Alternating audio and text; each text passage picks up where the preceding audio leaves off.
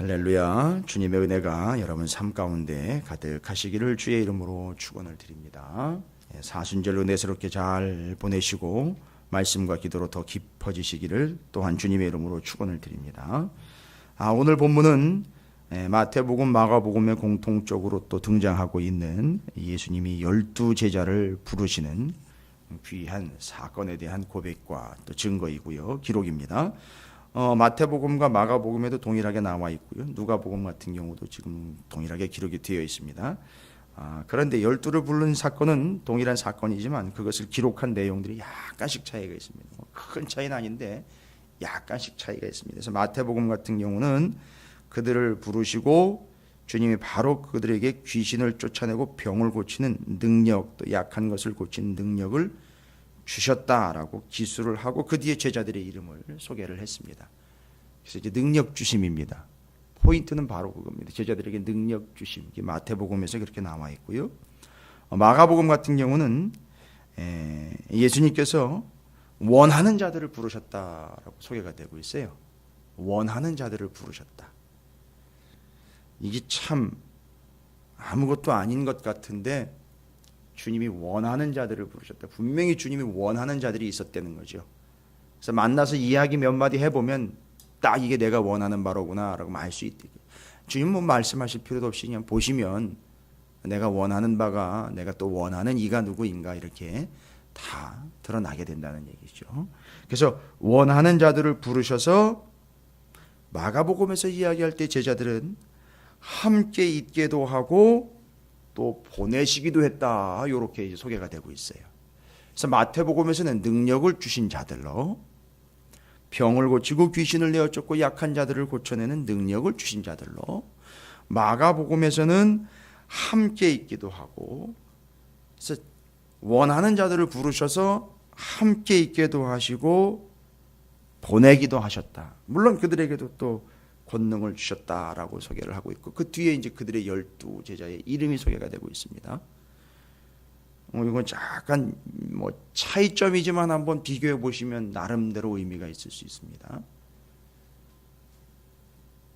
부르셔서 능력을 주시고 그들이 바로 이런 자들이다라고 마태복음에서는 그렇게 기술을 하고 있고 마가복음에서는 원하는 자들을 주님이 부르셔서 그들을 함께 있게도 하고 보내시게도 했다. 여러분 이거 따로따로 보시면 안 되는 거 아시죠? 아마 누가는 이걸 다 봤기 때문에 이걸 전체적으로 정리하려고 했을 겁니다. 그리고 그보다 더 깊은 의미를 이제 담아내려고 했겠죠. 오늘 누가복음에서는요. 참 다른 복음서에서는 기록하지 않은 내용이 제일 중요한 내용으로 제일 첫 번째로 소개가 되고 있습니다. 제자들을 부르시기 전에 12절이 상당히 중요한 구절이거든요. 이때에는요 누구죠? 그 앞에 한쪽에서는 예수를 못 잡아먹어 안달인 바리새인이나 사두개인 서기관들 율법사들이 막 난리가 났습니다. 그럼 뭐 말씀을 붙잡고 말씀을 좀 안다 하고 말씀을 뭐 심지어는 가르친다 하고 뭐 더 나아가 정말 오합지졸인 것은 그 말씀을 자기네가 보호한다라는 뭔 이런 측면인지 열정이 엄청나게 나와 있는 그 앞선 사람들의 이야기 그 끝에 그들은 그렇게 난리를 치고 있는 그때라고 얘기합니다. 그때 바로 그 하나님의 말씀 제가 어제 새벽에는 신사두개파 이야기까지 드렸어요. 사두개파는 여러분께서는 명확하게 알고 계셔야 되는 게 다시 한번 말씀드리지만 모세 오경만 붙잡았어요.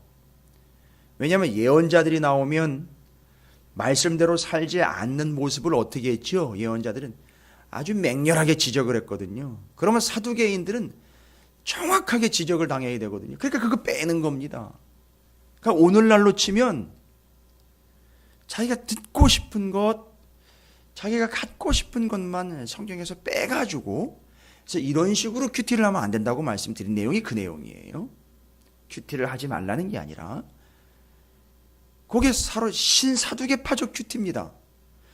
자기한테 좋게 들려지는 것, 내 마음에 쏙 들어오는 것, 뭐 이런 것들만 쏙쏙 뽑아가지고 맞습니다. 설교라는 것도 요즘에는 하도 편향적이 되기 때문에 성경 전체를 그냥 제대로 있는 그대로 전하기보다는 무난하게 누가 들어도 걸림돌로 없게끔, 심지어는 청중이 앉아서 하나님의 말씀을 듣다가 자기의 마음에 걸려버리면 그걸 걸러내서 소위 말하면 이건 누구 들으라고 하는 거구만, 이건 나 들으라고 하는 거구만.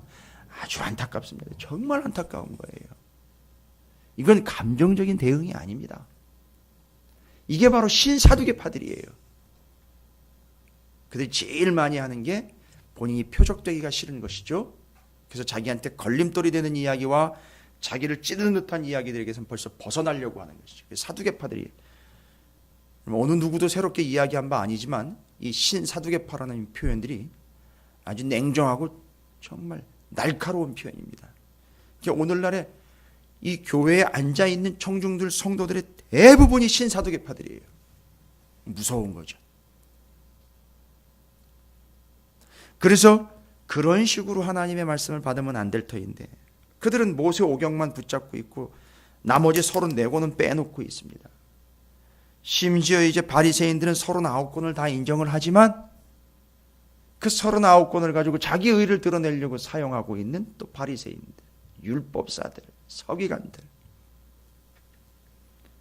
바로 이런 이들이 판을 치고 있는 이 시대에 바로 예수님이 그때 예수께서 기도하시러 산으로 가사 밤이 새도록 하나님께 기도하셨다라는 겁니다. 여러분, 여기에 이 누가는 제자들을 부르신 소명 사건의 의미를 담아놓고 있습니다. 예, 물론 이 본문을 보면 예수님이 충분히 기도하시고 제자들을 선택한 거구나. 충분히 기도하시고 조금 더 뭐 발전적으로 내지는 좀 더 깊이 생각하면 성경의 본문에는 안 나와 있지만 이거 작전 기도하신 거 아닌가? 12 세우려고 12 세우기 전에 한 40일 작전 기도하신 것처럼 그렇게 기도하신 것 아닌가? 뭐 이런 식으로 받아들일 수도 있어요. 뭐 좋습니다. 그런데 본문의 본질적인 의미는 그게 아니고 제자들을 부름에 대한 의미를 이야기하기 위해 예수님께서 그들을 부르시기 전에 기도하러 산으로 가셨다. 산으로 가셨다. 이게 이제 산으로 가셨다라는 건데 산으로 들어가신 얘기가 되겠죠. 산으로 들어가신 게 되겠습니다. 그런데 헬라어로는 엑셀데인이라 이래서 산으로 들어가는데 그걸 엑셀데인이라는 단어를 표현했어요. 무슨 얘기냐면 산으로 들어간다. 엔터라는, 영어로 하면 엔터라는 단어를 써야 되는데 의미상으로 보면 엑시트라는 단어를 썼어요. 나오다. 산으로 기도하기 위해 들어가지 않습니까?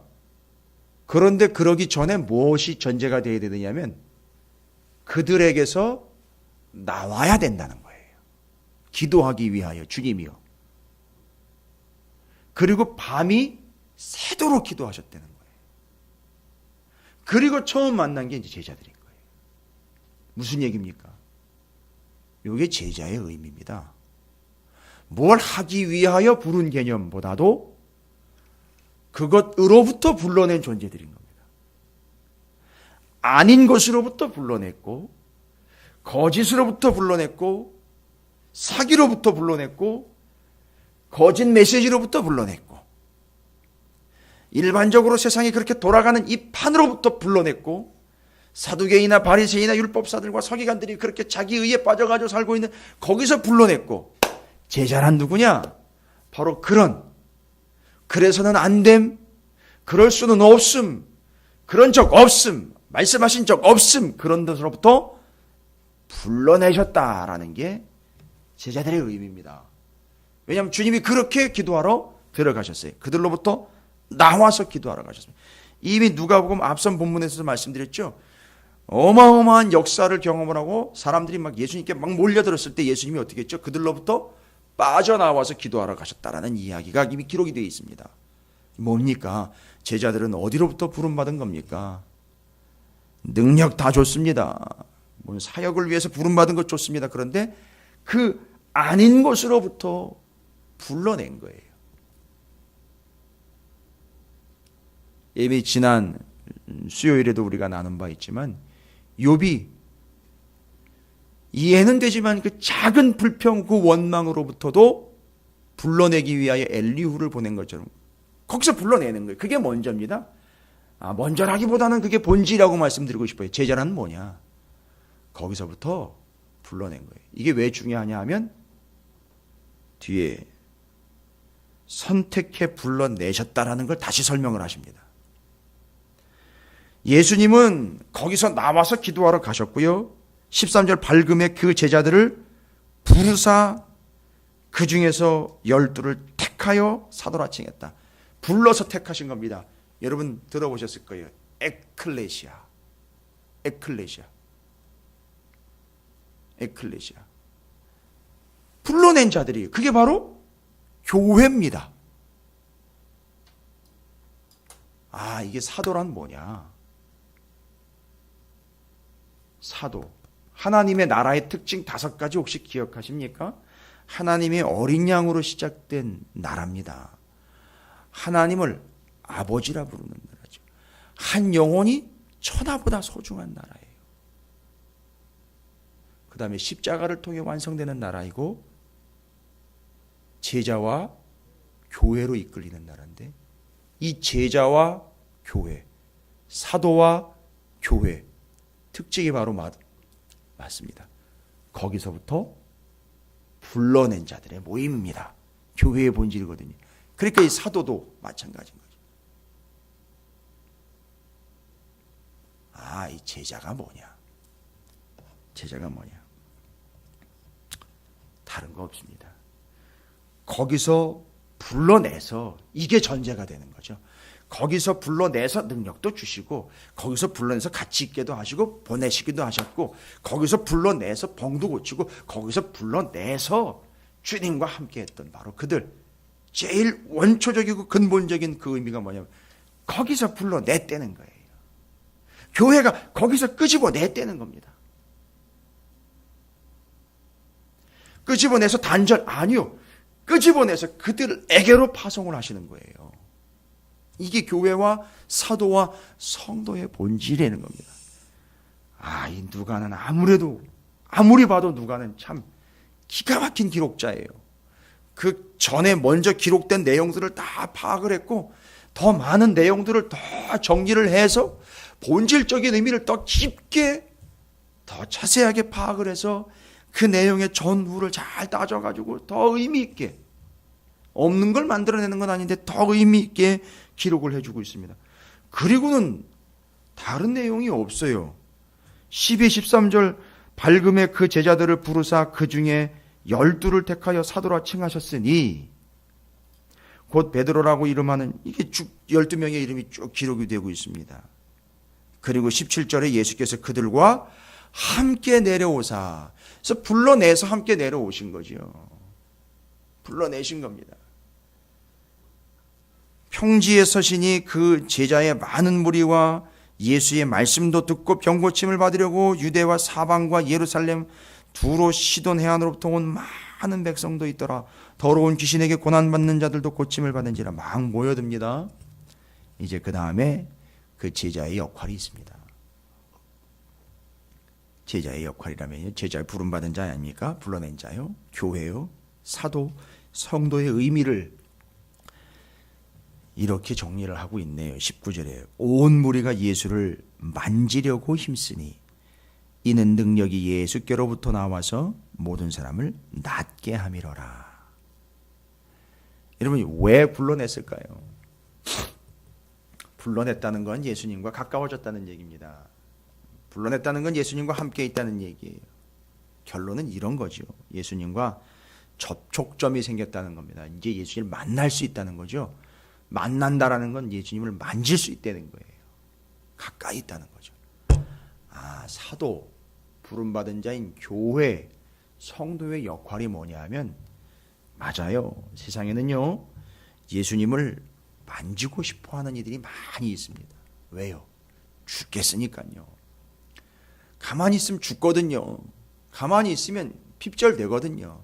그러니까 만지려고 하는 사람들이 많이 있습니다. 세상에는요. 여러분 바로 이 사도와 제자와 교회의 성도의 역할이 뭐냐면 그 예수님을 만지게 해주는 거예요. 만지게 해주는 겁니다. 그래서 불러낸 거예요. 그리고는 그걸 보고 이 사람이 예수를 만져야 되겠구나. 예수님은 육신이 없고 눈으로 육안으로 볼 수 있는 실체는 없는데, 오늘날 교회를 뭐라고 표현합니까? 주님의 몸이 된 교회라고 합니다. 만진다라는 건 다른 게 아니죠. 이 구성원이 되는 겁니다. 역시 그들도 제자가 되는 거지요. 그들도 성도가 되는 게 곧 그 지체요, 그 일원이 되어서 주님을 만지는 겁니다. 여러분께서 지금 의자에 앉아 계시지만 그건 그냥 엉덩이를 대고 자리를 차지하고 있는 게 아니라 그것이 주님을 만지는 겁니다. 이 시간에서 주님을 예배하기 위하여, 기도하기 위하여 나왔지만 만지는 겁니다. 오늘 본문에서 상당히 중요한 게 뭐냐면 밤이 새도록 주님이 기도하셨다는 얘기고, 회중 쪽에서는 예수님의 말씀을 또 들으려고도 왔다라고 이야기합니다. 예, 맞습니다. 그 기도와 말씀을 통해서 우리는 기도를 하고 말씀을 본다라는 개념으로 넘어가지만 그 의미가 다 뭐냐? 주님을 만지는 겁니다. 우리가 하다못해 주일날 오후에나 평일에나 마대걸레를 들고 교회를 정리하고 정돈하고 쓸고 닦는 이 모든 것들이 다 주님을 만지는 겁니다. 무언가 고칠 것과 무언가 수리할 것과 무언가 손을 대어야 할 것, 여러분, 우리가 손을 대는 게 아니라 그 주님의 몸을 만지는 겁니다. 모든 세상에 죽어가는 이들을 주님을 만질 수 있도록 해주는 역할이 바로 제자의 역할이고, 그 제자와 교회로 이끌림을 받는 나라인 하나님의 나라는 주님을 만질 수 있도록 해주는 것이 본질이다라는 겁니다. 우리를 왜 부르셨습니까? 내가 곧 주님을 만지는 겁니다. 만지면요, 또 다른 이들을 주님을 만지게 해드리는 거예요. 그것이 바로 제자의 사명이고 본질이겠다라는 것이죠. 놀라운 것은 만지는 순간 만지게 되는 이유는요, 능력이 예수로부터 나와서 모든 사람을 낫게 함이로라. 이 사실을 알고 믿고 진짜로 만진다면 주님의 능력이 아주 표현이 리얼하게 나와요. 나와서, 주님에게서 능력이 나와서 아예 우리 교회가 그런 교회, 주님의 몸된 교회에서 능력이 그렇게 나가는 그런 교회가 되고, 여러분께서는 바로 이 교회를 통해서 죽어가는 이들이 주님을 만지게 하는데 제자의 사명을 감당해 주시기를 주님의 이름으로 축원을 드립니다. 오늘도 우리는 그 말씀과 기도로 주님을 만집니다. 그리고 또 다른 이들을 불러낸 자로서, 불러낸 교회로서 만지게 해 주므로 주님의 능력이 나가는 것을 우리도 보고 그들도 경험할 수 있게 되는, 이 시대에 부름받은 참된 에클레시아, 곧 부름받은 자들, 불러낸 자들인 찾으시는 교회가 또한 여러분 모두가 되시기를 주님의 이름으로 축원을 드립니다.